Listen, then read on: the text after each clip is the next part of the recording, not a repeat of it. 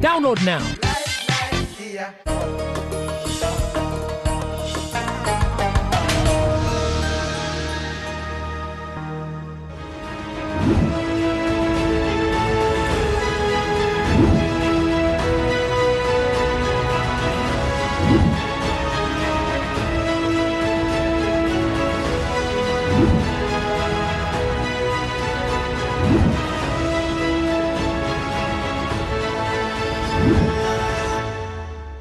नाजरीन आदाब, मैं हूं नीता सिंह। इस्तकबाल है आप सभी का हमारे प्रोग्राम जानकारी से कामयाबी तक में, जिसमें हम आपको तमाम अहम स्कीम्स की जानकारी देते हैं जो हमारे फ़ायदे से जुड़ी हैं।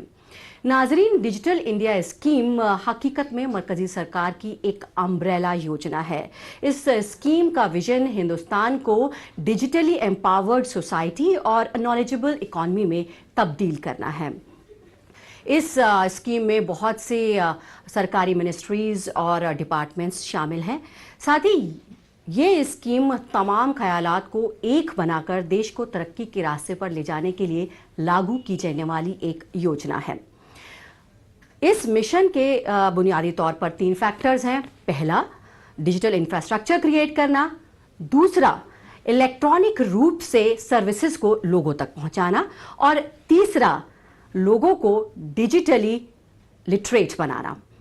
डिजिटल इकोसिस्टम क्रिएट करने के लिए हमारे वजीर आजम श्री नरेंद्र मोदी जी ने 1 जुलाई 2015 को डिजिटल इंडिया स्कीम का आगाज किया, ताकि हिंदुस्तान को तकनीकी तौर पर डिजिटली एम्पावर किया जा सके।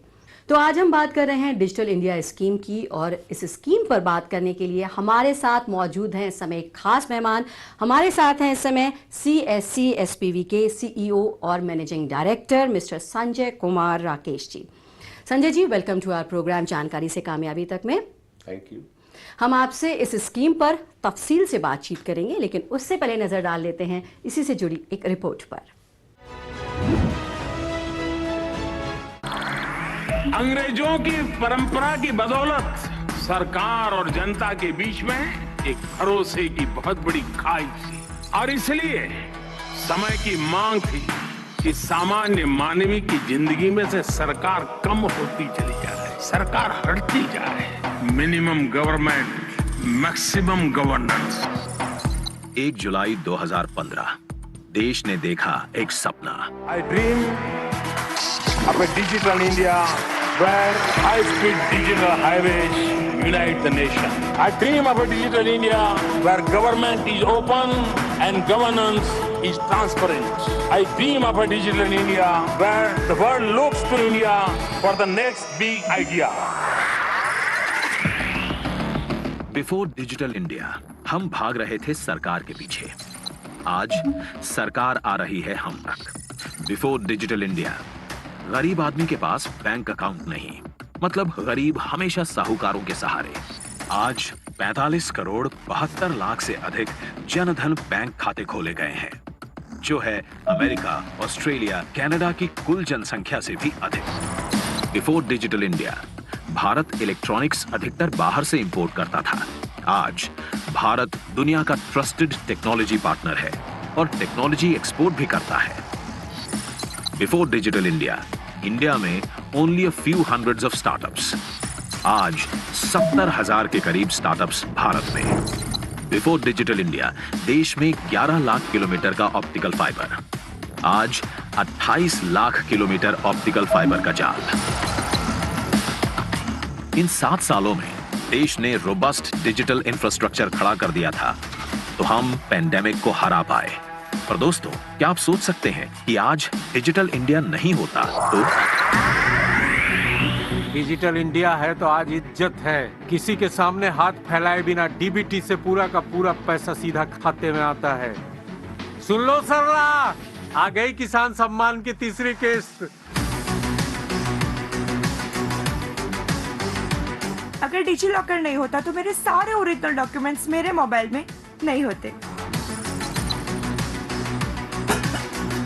भाई साहब, मोबाइल डाटा एक प्लेट चाट से भी सस्ता हो गया, तभी तो हमारे बच्चे महामारी में भी घर बैठे पढ़ पाए। 5वीं पास हो चुका है बबलू। उमंग ऐप है तो 1500 से ज्यादा सरकारी सेवाएं हमारे उंगली को छोड़ पर है। भला हो जो कोविन ऐप था तो हाथों हाथ टीके लगे।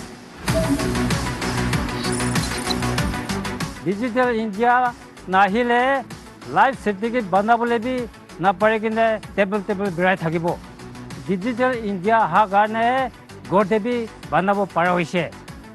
पेंसिल भी আহিছে सारी।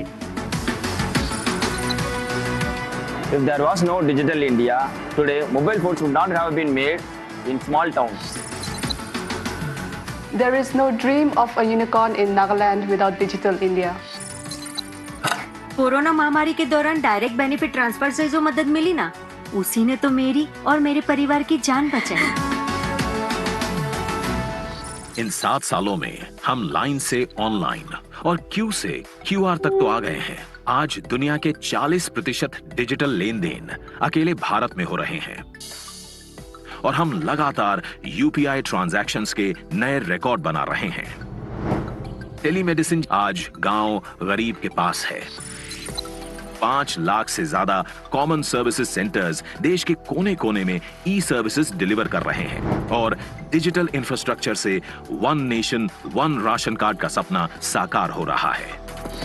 स्मार्ट इंडिया हैकाथॉन से हमारा यूथ क्वालिटी ऑफ लाइफ और बेहतर करने के सुझाव और इनोवेशन दे रहा है। पहले दुनिया टेक्नोलॉजी बनाती थी, हम इस्तेमाल करते थे।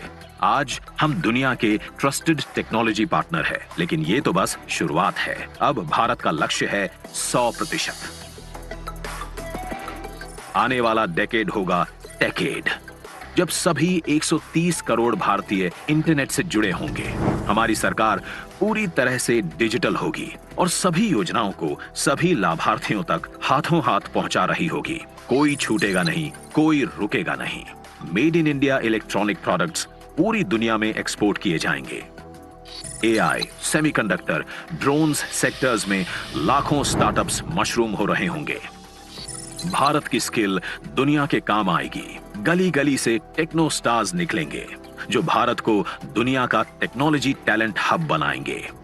2025 तक हम छलांग लगा चुके होंगे $1 ट्रिलियन डिजिटल इकोनॉमी की ओर। आज जब हम आजादी का अमृत महोत्सव मना रहे हैं तो मेरा भी यही सपना है कि भारत में हर हाथ में स्मार्टफोन हो, हर खेत में ड्रोन हो और हर घर में समृद्धि हो। संजय जी, सबसे पहले मैं आपसे ये समझना चाहूंगी कि ये डिजिटल इंडिया स्कीम है क्या? जैसा कि आपने बताया, डिजिटल इंडिया भारत सरकार की एक महत्वाकांक्षी योजना है जिसका उद्देश्य इंडिया को digitally empowered and knowledge society बनाना है। इसके आपने जैसा बताया कि 3 पहलू हैं: digital infrastructure, access to services और digital literacy and knowledge. CSC SPV digital India का एक अहम हिस्सा है जिसका मुख्य उद्देश्य है डिजिटल डिलीवरी ऑफ सर्विसेज को गांव-गांव में और देश के हर कोने में पहुंचाना। ये एक काफी इनोवेटिव स्कीम है जिसके तहत जो सिटीजन्स को जिन सर्विसेज की जरूरत होती है वो सर्विसेज पहले डिजिटलाइज की जाती हैं और फिर इंटरनेट और डिजिटलाइजेशन के सहयोग से उनके नेबरहुड में, उनके पड़ोस में एक ग्रामीण उद्यमी के माध्यम से पहुंचाई जाए। संजय जी, आपने बताया किस तरह से डिजिटल इंडिया लोगों की जिंदगी को बदल रहा है। आपसे जानना चाहेंगे कि उनके आम जीवन की बात करें तो किस तरह से सहूलियत बढ़ रही है डिजिटल इंडिया के जरिए? ट्रेडिशनल मोड में सर्विसेज अवेल करने के लिए प्रायः गांव से शहर जाना पड़ता है, चाहे वो सरकार की सर्विसेज हो या बैंक की सर्विसेज हो या अन्य कोई सर्विसेज हो। जब वो गांव से शहर जाते हैं तो आने जाने में खर्च, समय और किसी कारण से अगर वो सर्विस उपलब्ध नहीं हो पाई तो उनका पूरा का पूरा प्रयास खराब हो जाता है और उनकी जो एक दिन की मेहनत मजदूरी की कमाई है उसका भी लॉस होता है। डिजिटल इंडिया और डिजिटलाइजेशन के बाद जो सर्विसेज हैं ये चूंकि उनको उनके गांव में, उनके पड़ोस में मिल जाता है तो एक तो वो आने जाने के झंझट से बचते हैं, उससे रिलेटेड खर्चे कम होते हैं और उनके लिए समय की बचत भी होती है। इससे दूसरा फायदा ये होता है कि जो सर्विस देने वाला है, जो एजेंसी है जिसके थ्रू सर्विस अवेल होती है, वो भी उनके गांव का ही होता है, नेबरहुड का होता है। तो उन्हें अगर सर्विस को अवेल करने में, यूज करने में कुछ जानकारी चाहिए तो वो भी उनको मिल जाता है। संजय जी, आप बता रहे हैं कि किस तरह के बेनिफिट्स हैं इस स्कीम के ज़रिए लोग उठा सकते हैं। जब तमाम एडवांटेजेस बेनिफिट्स आप गिना रहे हैं, आप ये भी बताइए कि कौन कौन सी स्कीम्स हैं डिजिटल इंडिया के तहत जिसका फ़ायदा लोग उठा सकते हैं। बहुत सारी स्कीम्स हैं, बहुत सारे प्रोग्राम हैं। इसमें पहला तो वो है जो सरकार की सामान्य सर्विसेज होती हैं, चाहे जन्म मृत्यु का प्रमाण पत्र हो, आय का सर्टिफिकेट हो, या इवन कोरोना के समय में कोविड में रजिस्ट्रेशन का काम हो। ये सारी चीजें डिजिटल इंडिया के माध्यम से भी होती हैं और अच्छे से होती हैं। कुछ बड़ी स्कीम्स सरकार ने लॉन्च की हैं जो आम आदमी की सुविधा के लिए लाई गई हैं। इसमें एक स्कीम है जिसको प्रधानमंत्री ग्रामीण डिजिटल साक्षरता अभियान PMG दिशा के नाम से जाना जाता है। दूसरी स्कीम जिसकी मैं बात करना चाहूंगा वो है टेली लॉ की स्कीम। ये भी एक इनोवेटिव स्कीम है जो डिजिटल इंडिया के हिसाब के पार्ट के रूप में आई है और ये डिजिटल क्रांति के चलते ही सक्सेसफुल हो पाई है। जी संजय जी, आपने तमाम स्कीम्स के नाम गिनाए, चाहे वो टेली लॉ हो, PMG दिशा हो, इन सब का बेनिफिट दूर दराज के गांव में रहने वाले लोग, गांव वाले किस तरह से उठा सकते हैं। लेकिन अब ये बताइए कि आप CSC के मैनेजिंग डायरेक्टर CEO हैं, ये किस तरह का रोल प्ले करता है सब? CSC SPV ने एक डिजिटल प्लेटफॉर्म तैयार किया है जिस प्लेटफॉर्म के माध्यम से ये सारे ग्रामीण उद्यमी लोगों को सर्विसेज देते हैं।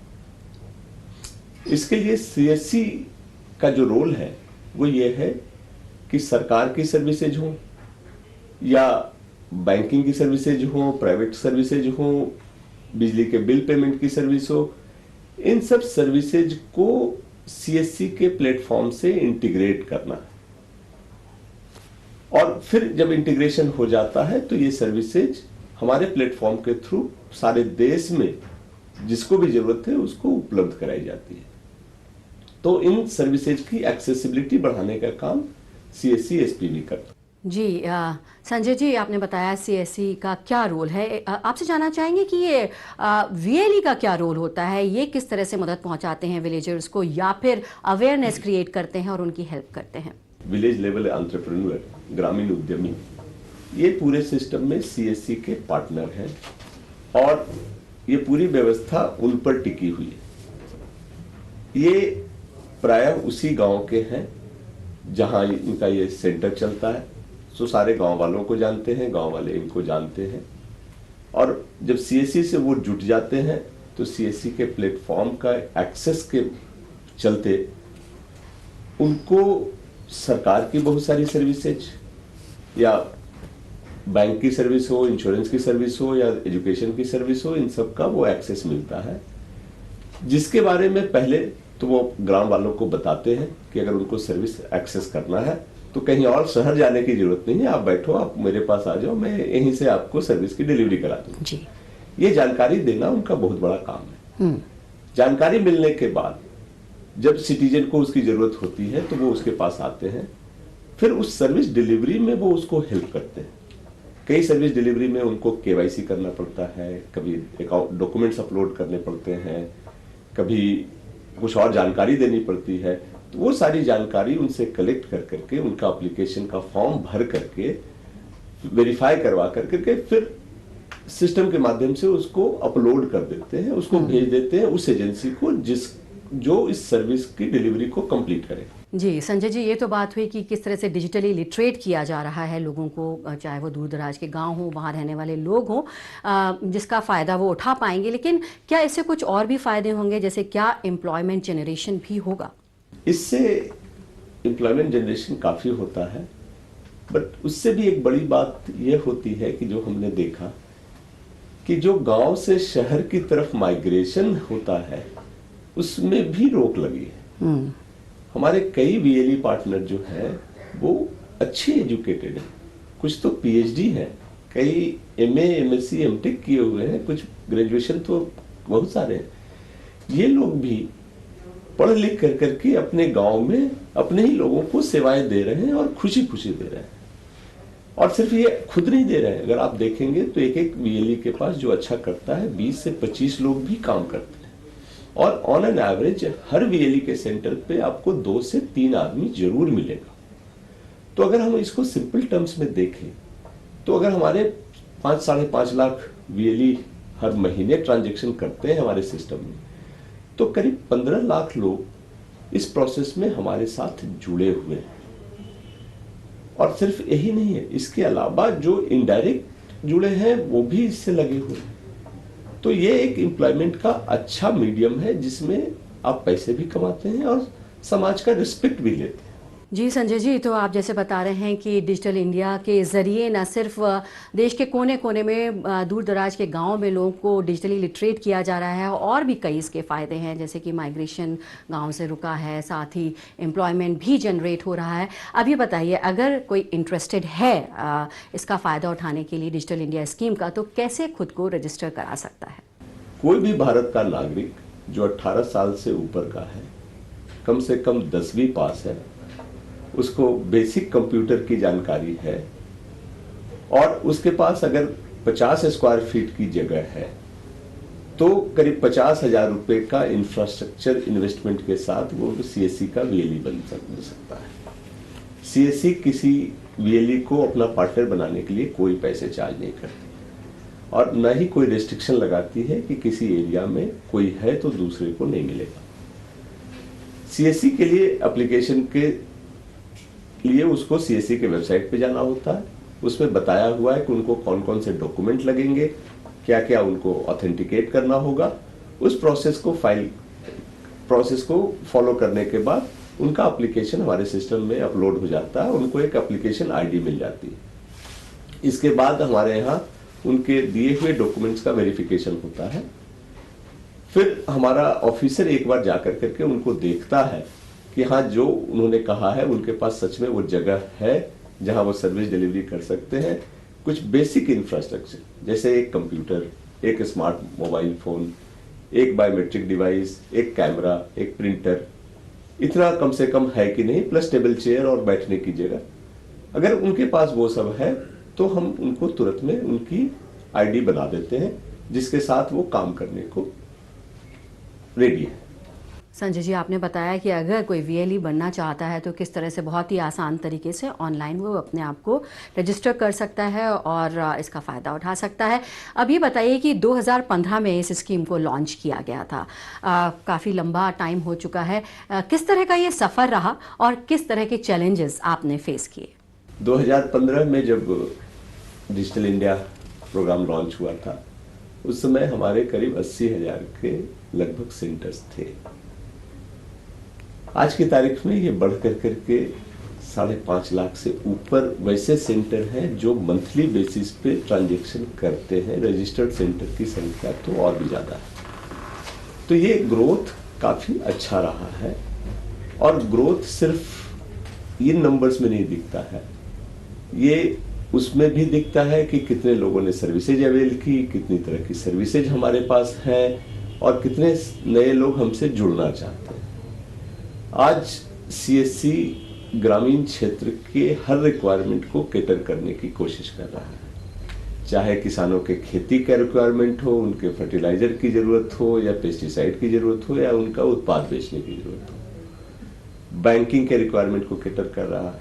हमारे वीएलई बैंक की फैसिलिटी उनको देते हैं, चाहे उनके पैसे निकालने की जरूरत हो। और एक सिस्टम तो आप भी जानते होंगे कि अंगूठा लगा करके आधार के नंबर के सहारे पैसे निकालने की प्रक्रिया, जिसको आधार इनेबल पेमेंट सिस्टम कहते हैं, उसके सबसे बड़े एजेंसी में सीएससी है। ये एक नेशन वाइड स्कीम है जो कि लागू की गई है और आपसे जानना चाहेंगे कि जिस तरह का रिस्पांस की उम्मीद की गई थी उस तरह का रिस्पांस मिला है या कहीं ना कहीं और अवेयरनेस क्रिएट करने की ज़रूरत है? क्या लोग सामने आ रहे हैं, इन स्कीम्स के बारे में जानते हैं, इसका फ़ायदा उठा रहे हैं? डिजिटल इंडिया के तहत जो ये मूवमेंट चल रहा है और जिसमें लोगों को ज़्यादा से ज़्यादा जागरूक बना करके सेवाओं को अवेल करने की व्यवस्था की जा रही है, इसका ग्रोथ जैसा मैंने बताया पिछले कुछ सालों में काफ़ी अच्छा रहा है। पिछले साल हमारे सिस्टम से करीब 50 करोड़ ट्रांजैक्शंस हुए थे, जो ये दिखाता है कि ये धीरे धीरे ग्रामीण क्षेत्रों में भी एक्सेप्टेंस होता जा रहा है। लेकिन हाँ, समस्याएं हैं। इतने बड़े देश में और इतने फैले हुए देश में समस्याएं हैं। उसके दो तीन पहलू हैं। एक तो है, अभी भी बहुत लोगों को ये जानकारी नहीं है कि अगर कोई फैसिलिटी लेनी है या सरकार की कोई स्कीम है तो उसको कैसे अवेल किया जाए। तो इसके लिए हमारे लोग भी भारत सरकार की तरफ से भी और राज्य सरकार की भी तरफ से समय समय पर अवेयरनेस के लिए कैंप्स लगाए जाते हैं, प्रोग्राम्स बनाए जाते हैं और बोथ डिजिटल सिस्टम को यूज करके और फिजिकल सिस्टम को यूज करके लोगों में अवेयरनेस फैलाया जाता है। जी संजय जी, तो आपने बताया कि ऑलरेडी कितने सारे एडवांटेजेस और बेनिफिट्स हैं जो कि आम लोग उठा सकते हैं, चाहे वो दूर दराज के गांव में रहने वाले लोग ही क्यों ना हो। आगे आने वाले 5 सालों में भी और भी एडवांटेजेस लोगों को मिलेंगे। हम चाहेंगे कि आप हमारे व्यूअर्स को कोई मैसेज दें कि वो क्यों इस स्कीम का फ़ायदा उठा सकते हैं, कैसे उठा सकते हैं, क्या मैसेज आप देना चाहें? हमारे प्रधानमंत्री जी का एक सपना है कि डिजिटल इंडिया पावरफुल इंडिया के रूप में उभरे, जहां सारे सिटीजन इस लायक हो कि इसका फायदा उठा करके अपनी जिंदगी बेहतर कर सके। हम उसी विजन के तहत कोशिश कर रहे हैं और हमारी सारी एजेंसी इस प्रयास में रत है कि लोगों को ज्यादा से ज्यादा सहूलियत प्रदान कर सके। हमारी पब्लिक से यही अपील है कि आप बगल के सीएससी सेंटर पे जाएं, किसी भी समस्या का समाधान पाने के लिए उनसे बात करें और फिर हमें बताएं कि क्या उनसे आपकी समस्या का समाधान हुआ या कुछ और आप चाहते हैं हमसे करवाना या कोई नई सर्विसेज वहां लाना चाहते हैं जो आपके एरिया में हो, तो भी हमें बताएं। आपका फीडबैक हमारे लिए बहुत इंपॉर्टेंट है और हम उस पर सतत कार्रवाई कर सकें। तमाम मालूमात के बाद अब बहुत से ऐसे व्यूअर्स होंगे जो ये जानना चाहेंगे कि अपने आप को डिजिटल इंडिया स्कीम पोर्टल पर कैसे और कहां रजिस्टर कर सकते हैं। तो आइए जानते हैं।